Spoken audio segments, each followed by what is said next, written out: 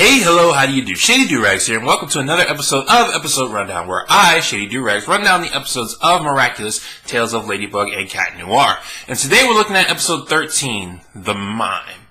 We're already halfway there. Halfway there. Halfway there.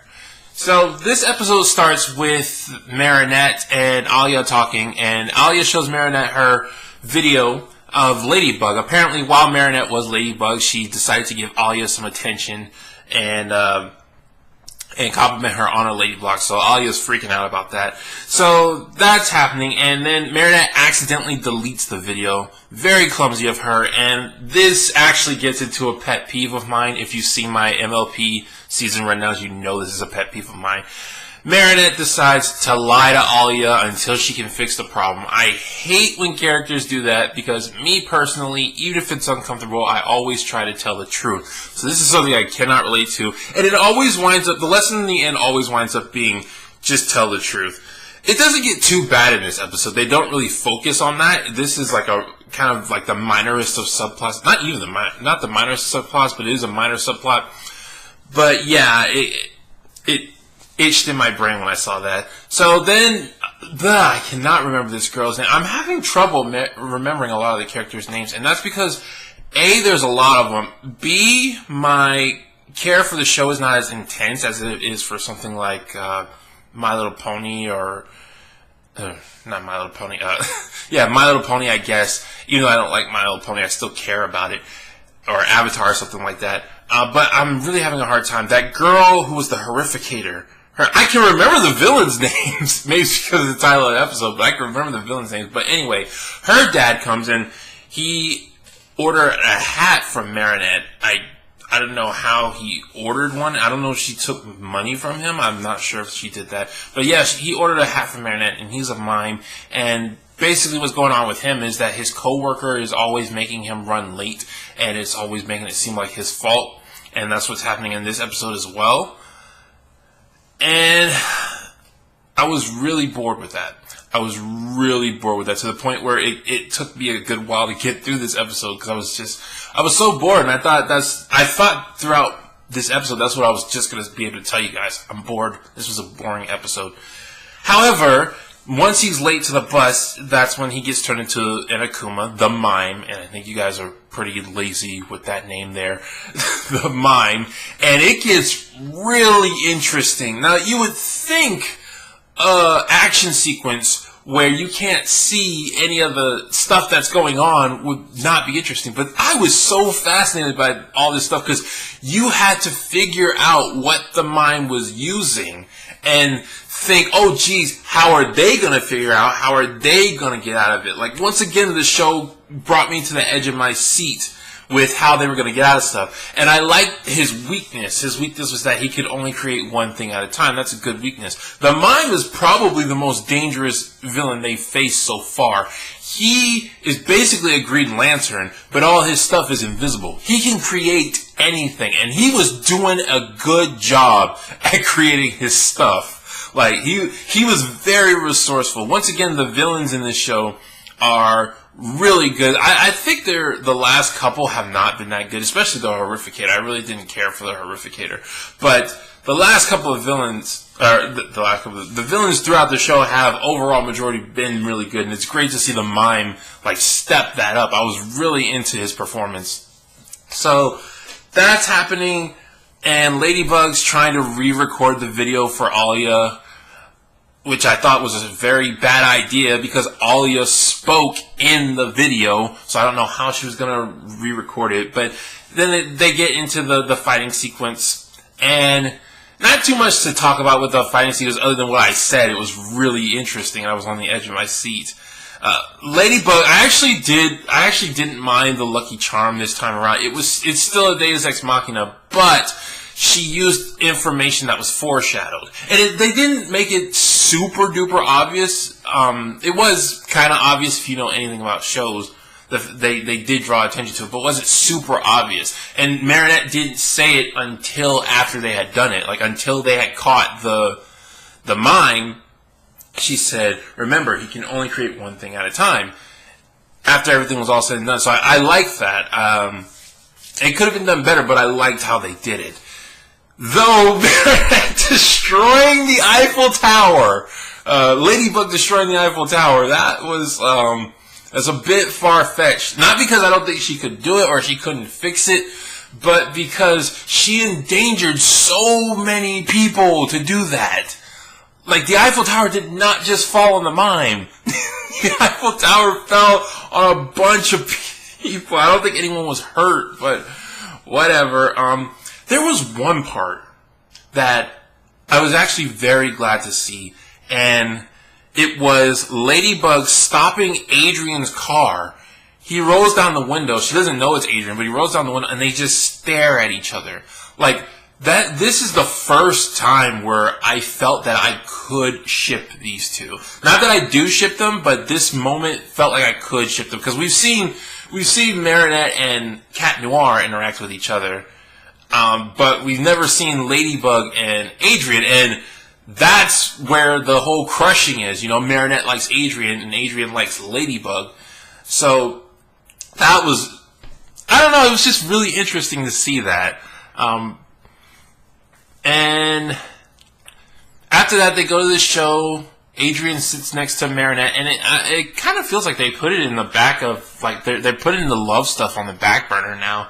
Like, they just mention it in every show, but it's not a major thing. I don't think it's been a major thing since Start Cupid, which probably wasn't that long ago. But I was just really surprised with why am I wearing these headphones?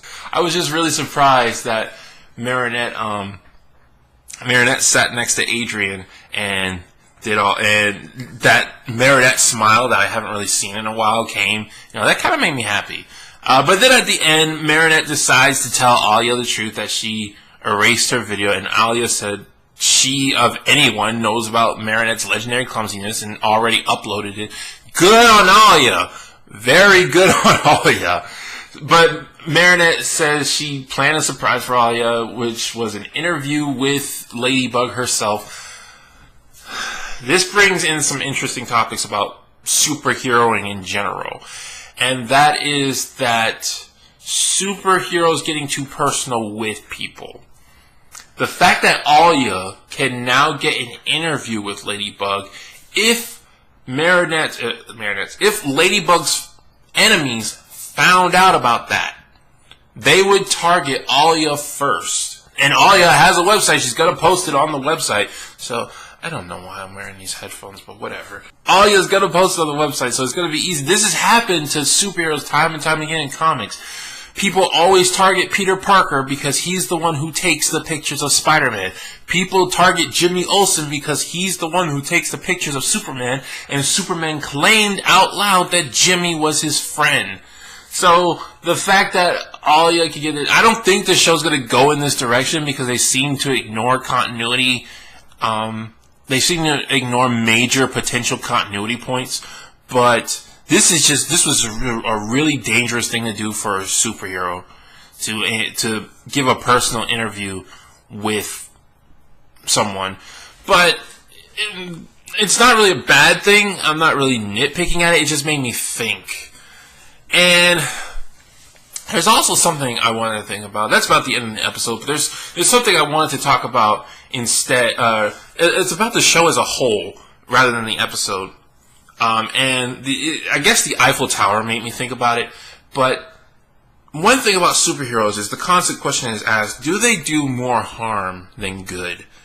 With Ladybug and Cat Noir, they can always fix what they do with the Lucky Charm because it does the Miraculous Ladybug. But when you think about it, see, with normal superheroes, here's what usually happens with normal superheroes. They get their powers, and then they go out and they stop common crime because they have an upper hand. And then eventually they get to crime that's on their level that's more difficult for them to do.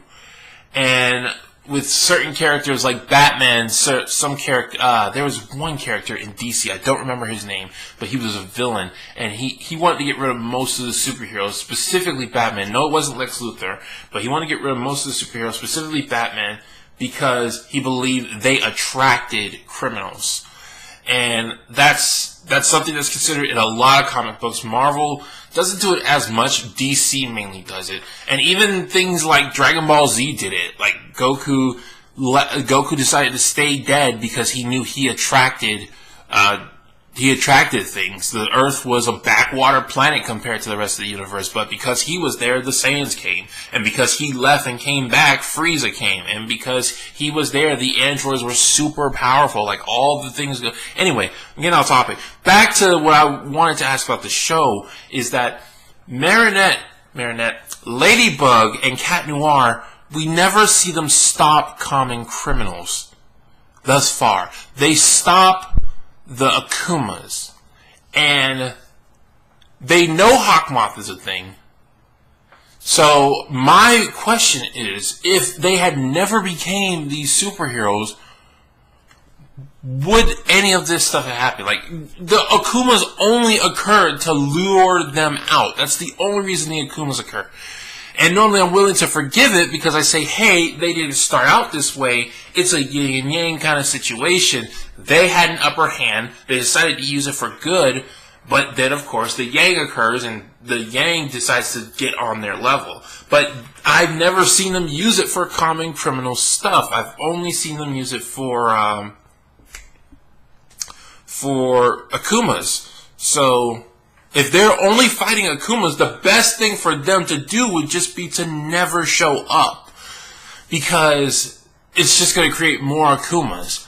Of course, that's getting into a different thing, because if they never show up, the one Akuma that they never show up at, will he kill someone? And if that happens, that's on their conscience for a good while. So yeah, that's just something, it's been something I've been pondering for a while, but I never brought it really much attention to it. But this episode, with the Eiffel Tower falling, really made me think about it. And one more last quick note with the action scenes. Some of them were really good with the when Adrian jumps in front of the bus and uses his pole to stop it, or Marinette uses her net yo-yo. I mean, it's really playing with the laws of physics. Like, the fact that Marinette used her yo-yo to create a net, the car bounced off it, but then hopped off the road like it wasn't a car, but just made of rubber or something like that. But, like, yeah, they were really quick-thinking events. And Adrian's fencing, I did see come into play in this episode. He was fighting with his pole like it was a fencing sword. So that was good. I appreciate that. So the show is getting on my good side. And one thing is, I didn't mean to do this, but as I was doing something, I saw the name of a soon-to-come episode. I think it was like 3 episodes ahead. And that name kind of gave away that that's the episode where everything's going to change. I'm really upset because I wanted it to be a surprise for me, but this is why I don't like any kind of information about something I haven't seen already, because even the slightest detail can be a spoiler for me. Because I read so much into cartoons and fiction that I can see spoilers from a mile away. But yeah, that's my thoughts on this episode. Overall, a good episode. I enjoyed it. I did not enjoy the stuff with the human stuff. I find that stuff to be getting more and more boring because I know these characters aren't going to come back too much and I can't get invested in them. Like, they're going to come back, but not in a significant way. So I don't get too invested in them.